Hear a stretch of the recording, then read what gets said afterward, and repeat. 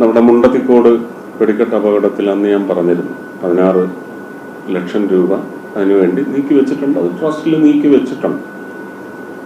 അമ്മ മാതാ അമൃതാനന്ദമയി ദേവി 50 ലക്ഷം തരാൻ തയ്യാറാണെന്ന് ഇവിടെ അമ്മയുടെ സത്സംഗിന് വന്നപ്പോൾ പറഞ്ഞു.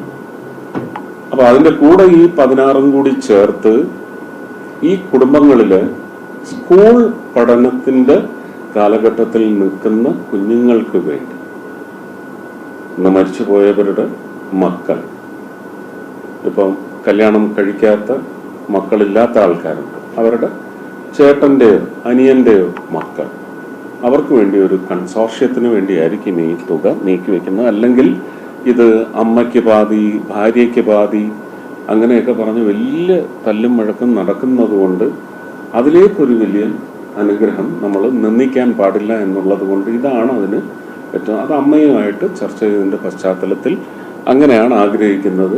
അതെന്നാണോ 16 കുടുംബങ്ങളെയും വിളിച്ചിരുത്തി കളക്ടർ ഒരു സമവായത്തിലെത്തുന്നത്, അതിൻ്റെ പിറ്റേന്ന് ആ ചെക്കും കൈമാറുന്നതായിരിക്കും.